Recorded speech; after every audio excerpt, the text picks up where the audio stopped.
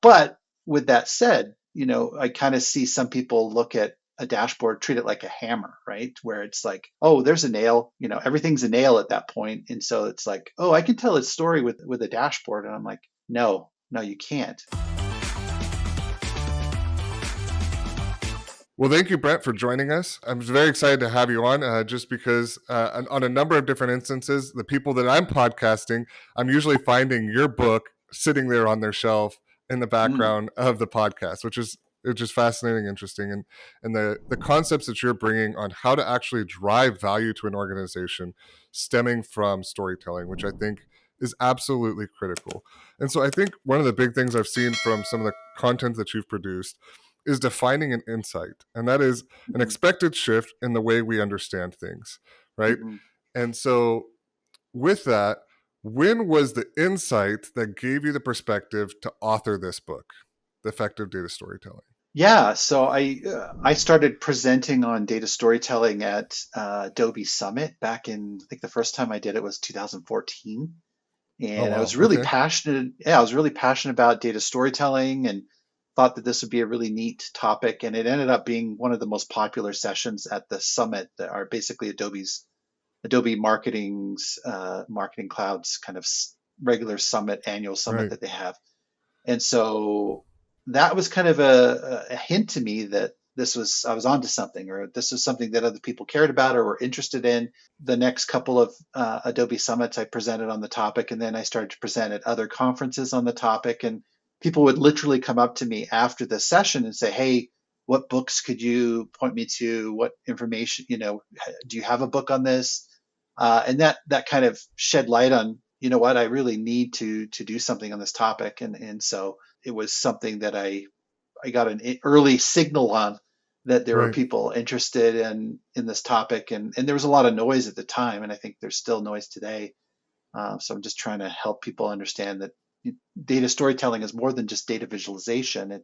It brings in data visualization, but there's other important pillars to doing effective data storytelling. Yeah, so you kind of hit on the head on that. There's still a lot of noise there. And I think, kind of Mhm, much like with data governance or data strategy, right? There's a lot of people saying they're doing it, but not mhm. necessarily actually doing it. And Right. my assumption is that that's currently going on with data storytelling. People are saying because they are presenting a visualization, they are doing data storytelling. And I would love for you to kind of like break down, like, how do you distinguish between somebody who's saying they're doing it and actually doing it? Well, I think there's some kind of misconceptions out there. One of the misconceptions is that data visualization equals data storytelling. And obviously, data visualization is a key component of data storytelling, but there's also the narrative, there's the data, in terms of like understanding the audience and finding the right, you mentioned insights. I believe that data stories should be about sharing insights with decision makers and helping them to make better decisions. And there's the whole narrative arc and different things that go into that. There's obviously, from a storytelling perspective, there's the emotion and the connection with the audience and different things. But I think that's one area, the data visualization. People think, oh, I visualize the data, it's telling a story.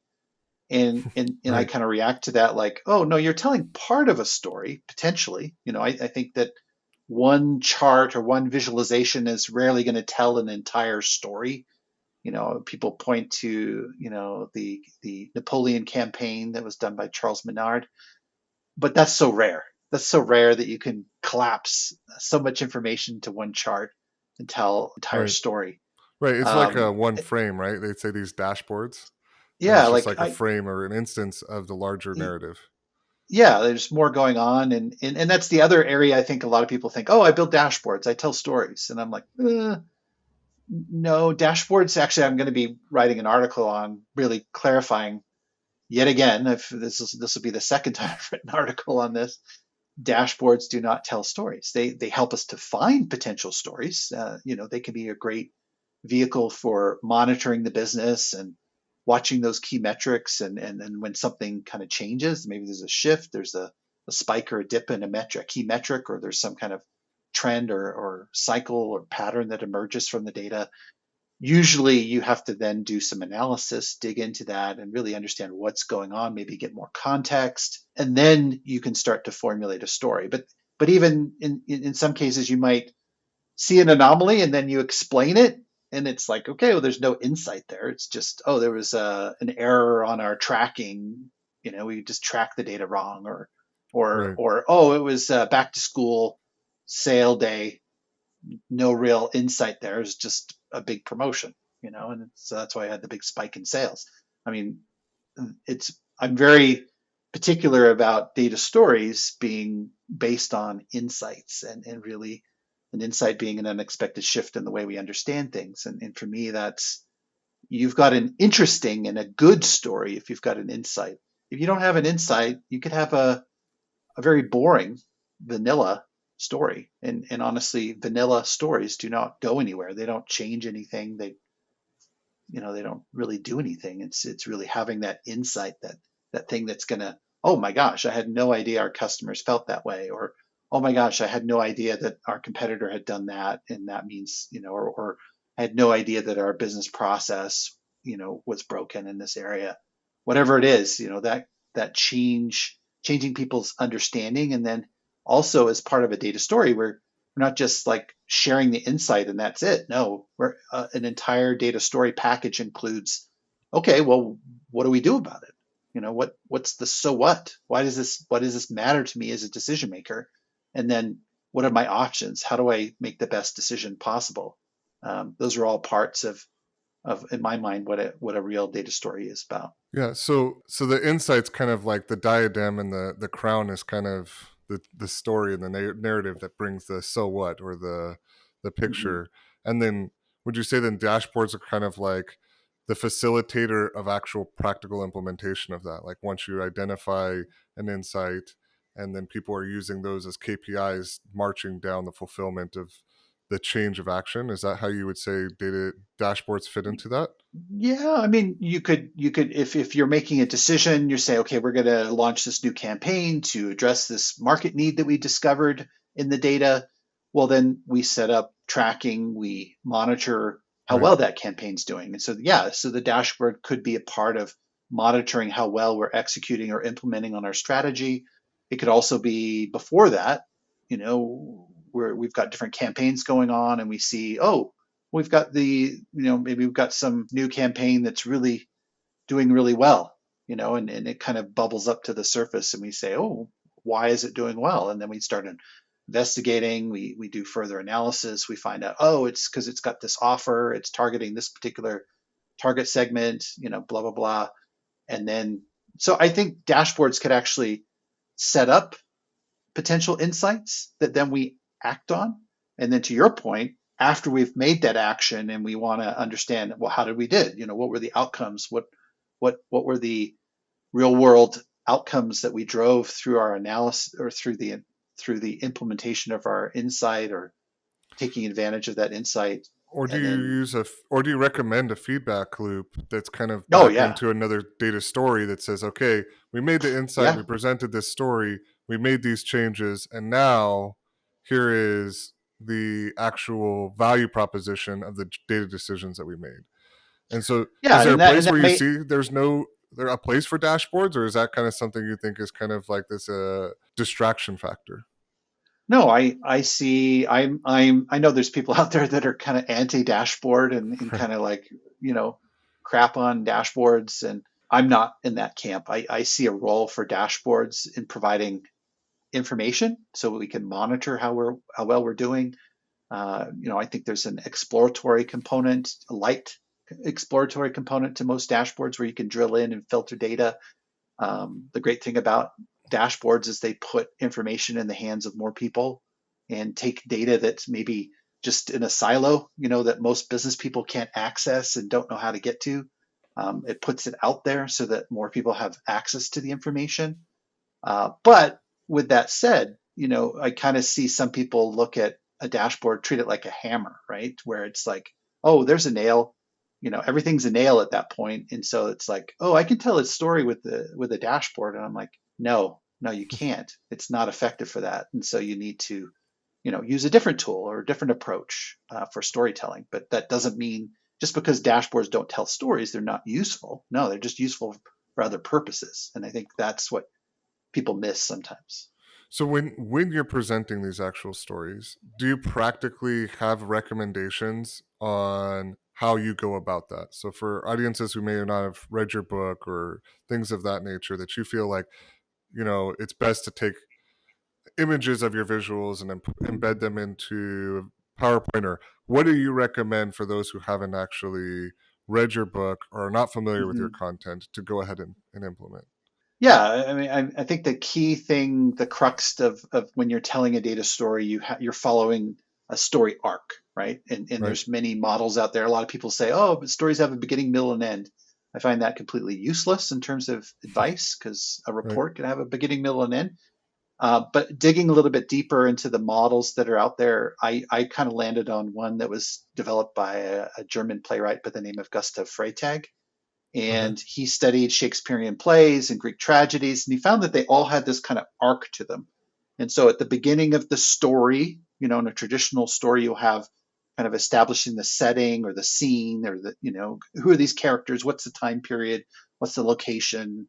Let's take Harry Potter, right? So it's in England, and here we Right. are, we see this boy who's, orphaned and left, he has a miserable life sleeping under the stairs, and that's kind of where we encounter the character, and then all of a sudden we have like what they call in traditional literary devices an inciting incident, and what I call it in data storytelling is that we have to have a hook. We have something that captures the attention of the audience, and often what that is we see kind of like an observation. We make an observation in the data. We see that there's a spike in sales or a drop in sales or something that would interest or be of concern to the audience that we're delivering the data story to. So in the Harry Potter world, that was when Harry Potter, early in the story, he went to the zoo with his relatives, and then he spoke to a snake. And then that was like the first moment that he kind of realized, oh my gosh, there's something going on here. I have some kind of magical powers. So that began that journey of Harry Potter. And then obviously he goes to Hogwarts and then plays Quidditch and makes friends, and then building up uh, to this big climax, right, where he's battling Voldemort. And in a traditional data story, we can follow that same pattern, right? So we have this hook where we see an increase. Let's say it's an increase in sales, and then we start to investigate why did we have this increase in sales, and so we take those insights that when we analyze the data, we found, oh, it was because of this and this and this, and then we're building up to what I call our aha moment, which is our big insight that, hey, like we found that we're selling more products or making more sales in this area. We've analyzed it further and found that there's a huge market opportunity that's untapped. Could mean $20 million of, if we just took a couple of our products and tailored them a little bit more to this specific market, we could generate $20 million in revenue. So we've Right. got our aha moment. And then if we just stop there and didn't go any further, and then it's like, okay, well, there's $20 million opportunity, and decision makers are like, well, what do we do about it? How do we capture that? So in my view, and just like a story, once you've kind of battled Voldemort, then Harry Potter, then we kind of see that he's in the hospital recovering after his injuries, and then and he finds out that his house won the House Cup at Right. Hogwarts, and he's now a wizard and all that. So we have to kind of close out the story too. And in this case, here are the three options that we have for capturing this $20 million market. We can go in very aggressive, or we can go in conservative, or we can go in somewhere in the middle. And then obviously we're not making the decision for the audience. We might have a recommendation. We might say, we think maybe the middle ground is the best approach, not too conservative, not too aggressive, just in the middle. And then ultimately the decision makers have all of the information. That's the magical thing about a data story, is you're setting up the context, you're giving them context to understand what the opportunity is or what the problem is, and then you're giving them the so what and what the insight is, and then also the potential steps that they need to take and the actions, the decisions that they need to make on how to move forward. And so they're learning about the business. Every time an audience hears a data story, they're learning about customers, they're learning about the market, they're learning about internal business processes or whatever the stories are about. But those audiences are also being equipped with information to then make decisions and drive forward. And a lot of times in analytics, we get frustrated because we're doing all this heavy lifting to get the data, to prepare it, to build dashboards and reports, and then we see it go nowhere. We see people are making decisions without using the data, and we get Right. frustrated. But I think a lot of that problem is in that last mile where we're kind of not really going that last mile, and that's really where communicating your insights and making sure people that they really understand your insights and are fully equipped to then make decisions and act on them. That's really critical. Yeah. So how do you? What are some recommendations you would have to individuals who are building that story arc and making sure that they don't fall into the normal ditches of like let's use like Moby Dick or J.R. Tolkien for example, who are Mm-hmm. like extremely verbose in all of the like superfluous details that Mm-hmm. actually don't bring about like, don't get me wrong, people enjoy the stories are phenomenal, Mm-hmm. but if you are bringing a story arc and you're trying to do it in a succinct manner to actually drive value, well, where you're actually trying to captivate the audience, Mm-hmm. like oftentimes what I see is everybody brings in the research and all the baggage associated with how they got to Right. the insight. And what are some recommendations you would provide? I think you've commented on this on your book as well of Yeah. people like bringing in the whole kitchen sink, so to speak, to the narrative arc and the story arc. Yeah, I think one of the common mistakes a lot of data professionals make is that they like to tell the story of their journey to the insight. Mm, And honestly, a lot of business people don't care. They don't care about all the steps you took to cleanse the data and all the different analyses approaches that you use to get to that insight.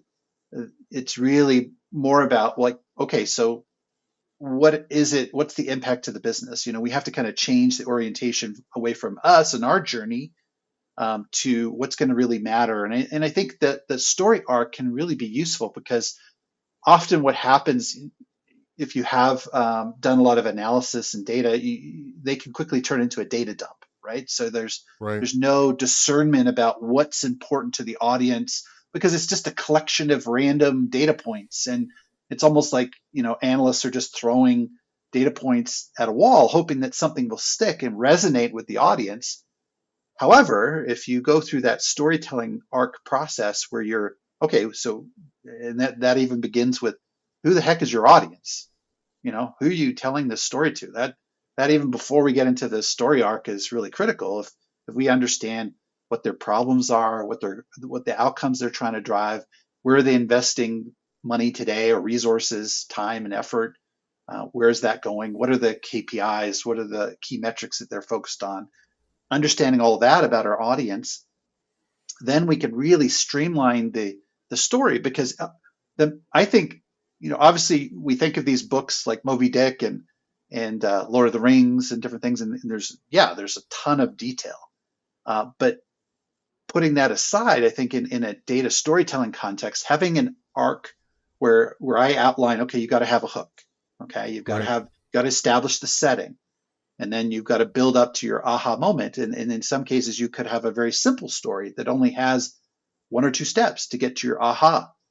Or in other cases, maybe it's a very complex analysis, and walking the audience through maybe 4 or 5 steps is necessary for them to kind of get that aha moment for themselves. So how But much of, but the building and development of that narrative and mhm. defining what's superfluous and what's valued, do you consult with the business? Do you do this in kind of solidarity with the data team, or how much of that is a collaborative effort, if that makes sense?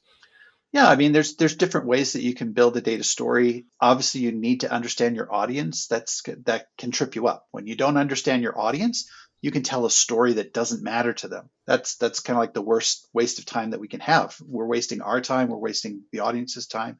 So I think the first starting point is to really try and understand the audience as much as you can. To understand, I found an insight. I believe it's important and it's aligned with their priorities and it's aligned with what they're focused on. I'm going to have a captive audience then if I've found something that they care about. You know, Right. what do my audience care about? And then crafting that data story, we remove anything that doesn't advance the story. If it doesn't build up to what we need it to kind of, we take that hook. What is my entry point into the story? What's going to get people interested in hearing the rest of the story? That's a first thing. And then obviously the insight itself is also critical. And then it's just being as efficient as possible, just including as much information as needed to really build up from the hook to the aha moment. And in my book and in my courses that I do, I talk about a process of storyboarding. And so taking that process that was innovated by Disney when they were doing their animated short Mm. films, they realized that, I guess early on they realized there was a lot of work to go through all these steps, get to the end where it's actually everything's been inked and put into film, and then to make edits at that point was very costly. And so what Walt Disney quickly realized was, wait a second, we're artists here. We can sketch what our scenes, what scenes should be, and work on the narrative first to make sure that we have something that's going to really work from a story perspective.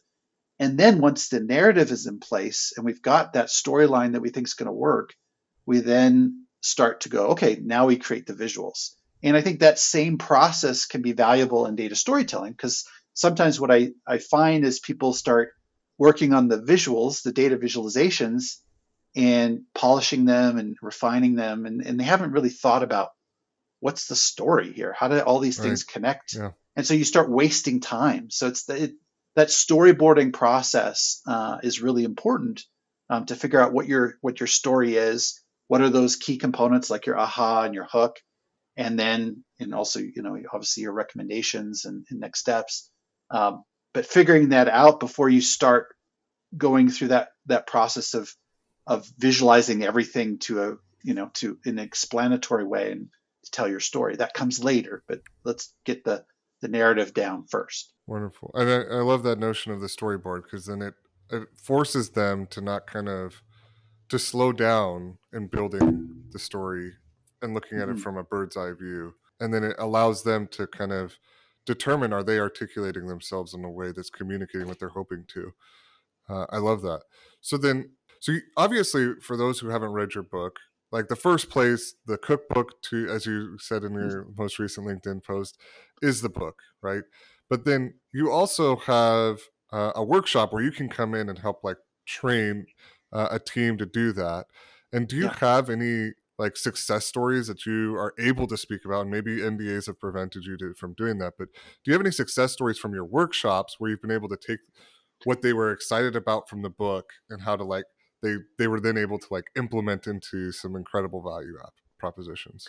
I remember one client, and that's kind of like, when you deliver your trainings and you kind of, I hopefully set up my clients for success to apply what I've taught them. Right. But actually getting feedback and follow up on how they're doing with it. But there was one client that I was working with, and they'd scheduled a couple of workshops. One was on narrative, and one was on visuals.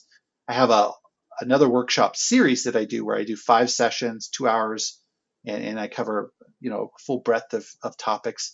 But in between the two sessions that I did for them, I heard back from the training department that one of the people at their company had said that what they learned in my session, they were able to apply immediately, that story arc to their presentation, and it did wonders for the presentation, how it was received, and where it went from there. So that was just one example. I wish I could say, oh, here's Terry Joe at so and so company, and Right. and he And NDAs are generated probably constricting. $2 million. Yeah.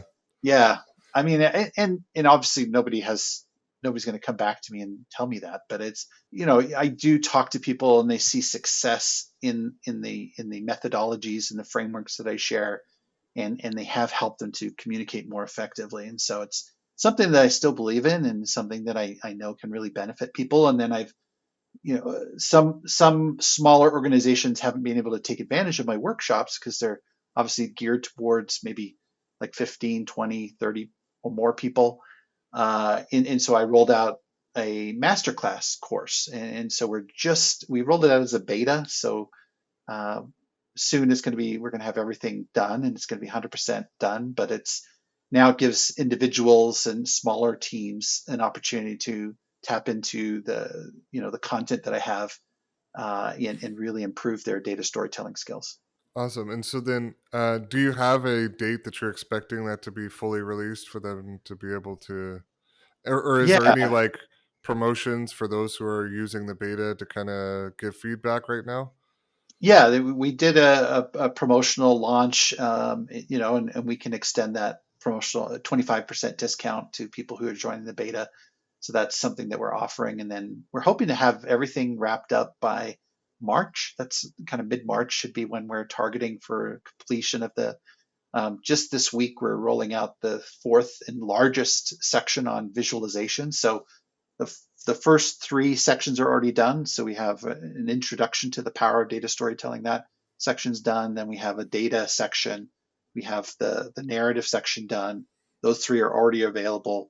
This week we'll be rolling out the visual section, which is a big update. And then after that, we have a delivery section, and that one probably a smaller section. So we should be able to get that done in a couple weeks. And then the last one is an application section, and that's going to require a little bit more work from my side. Just want to get one more story in there, one more Okay. example, kind of end to end kind of data stories so people can see more examples. So I have a couple already built, but I wanted to get one more ready for that section. And then that should be launching in mid March.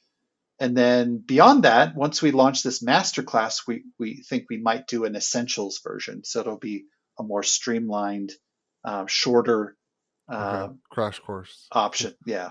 Yeah.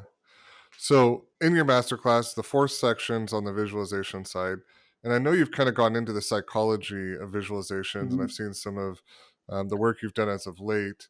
And would you mind just even talking about just even the notion of color and different aspects of the psychology that goes into visualizations and how that can make such a significant impact? Yeah, I've been really fascinated by the psychology behind storytelling and visualizations.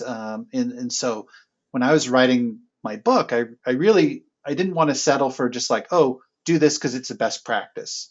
I Right. wanted to understand, well, why? Why is it a best practice? What's driving that to be effective? And so I researched a lot of psychology around it. So if you're familiar with Daniel Kahneman, if you've read his book, Thinking Fast and Slow, Mm, very influential in terms of, I mean, and there's Antonio Damasio, another neuroscientist. And so all of these people are looking at how we make decisions. That's kind of like the first area that I've right. looked at. And there's the psychology behind how we make decisions. And obviously, Daniel And that, Kahneman talks about system one and system two. And yeah, and that blend of the thinking fast and system one, system two is kind of like the routine versus kind of like the more in depth thinking. Is that, am Mhm. I on the right page? Yeah, like so the system one is our intuition, is our unconscious brain Right. using heuristics and pattern seeking. We don't even think about it. It's just our brain is processing all the stimuli, and then system two is our conscious thinking brain, and our conscious thinking brain really leans on the system one a lot to like kind of it pre-processes the information and hands it to the thinking brain. We kind of go on autopilot. So there's interesting things there from a decision making perspective, how we react to stories, and how often that system one is actually trying to make sense of the world around it, and it really responds well to stories because that's what it's actually doing. It's taking all these disparate data points, kind of saying, oh, this is what this means. It's forming a story around how it's interpreting the world and how we interact with the world. Now that's one part of it. The other part that's interesting, and maybe what you were getting at, was from a visuals and from a human perception perspective, how do we process information and data Right. and visuals? And that's where you get into Gestalt principles. Those come from the German psychologists around the turn of the 20th century, where they looked at how we group information based on proximity or similarity and these different principles. And then there's the pre-attentive processing, the pre-attentive attributes that we associate with, color. Using color. Why does color stand out so much, and why is that so powerful? And then other things like size, and these basically. How does our brain look at information and start to say, "Oh, seems important," or "I should notice this"? And then when we're telling data stories visually, we want to leverage these principles to help people navigate the information, pay attention to what really matters, and then even pattern recognition. That's a big part of the human, how we've evolved and how we process information. We're looking at patterns. How do we lean into that and help the audience to recognize patterns more easily and kind of follow our story, and that's all a part of the visual storytelling aspect of data storytelling. Yeah, and so the narrative side of the data storytelling, right? One of the things that I heard you talk about and is this idea of kind of like presenting facts actually puts people on guard. And Mm-hmm. it actually like really triggered me to think about like, are you familiar with Chris Voss, the FBI negotiator? Have you heard of No, this? no, I'm not. Maybe I have, but I don't. Okay, I yeah. So haven't his associated big with his thing is name. kind of the psychology centered around like people inherently are like put on defensive mode when you Mm-hmm. frame questions Right. that's almost insinuating that they're going to say yes or driving for a yes, especially in like the sales space. You present these things that you lead them into a yes, right? Mm-hmm. And so he was actually like created this like notion of like no, like you actually want to frame questions in such a way that you want to get them to say no to your question, because no is disarming and it's not actually like it's one of the most powerful words in the English language. Mm-hmm. So you can, if you could teach them to say no, so you would say things of the nature of like, would you be opposed to joining this meeting? Right. And then Mm-hmm. their natural inclination is like, no, right? And so they're more likely to Mm-hmm. um, be disarmed and not have to put up Right. that guard. And I know you kind of alluded to this in this idea of facts actually put people on defense. Maybe you Right. can kind of speak about that for a moment. Yeah, there was I don't know the names of the psychologists, but they did a study where they looked at how, doing the scans of the brain and different things, and they found that when like say you have a viewpoint on a topic, and somebody comes with data showing the opposite or conflicting, uh, these psychologists found that the way we react to a fact that's goes against our viewpoint or Your ideology, yeah, or yeah, whatever. our Yeah. ideology or whatever, it's the same. The reaction we have to that is the same reaction that you would have to a bear if you were hiking and ran across a predator. That alarm or that reaction, Right. fight or flight That kind of defensive, like reaction. still Yeah, process and assess. I don't know where this is it's going, but I'm not liking it. yeah, uh, exactly. That same escalation or reaction that we have that to facts and data that conflict with our viewpoint.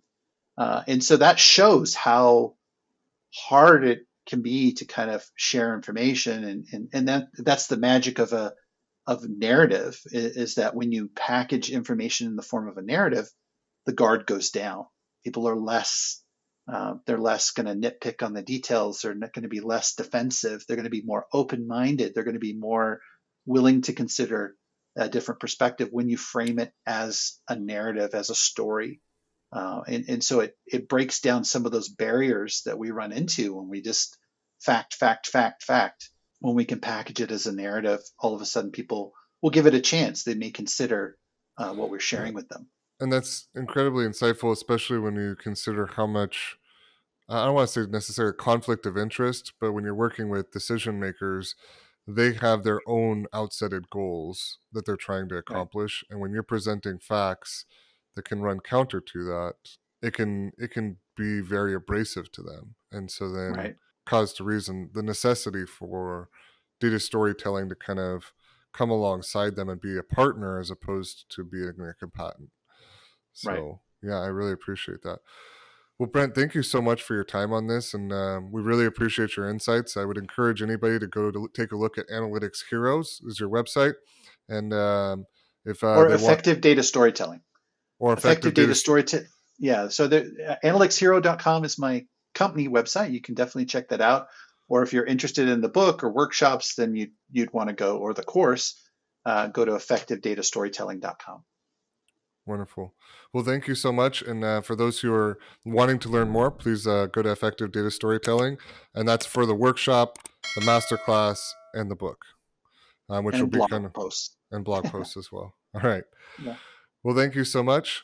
Thanks, And Ian, for having me on the show.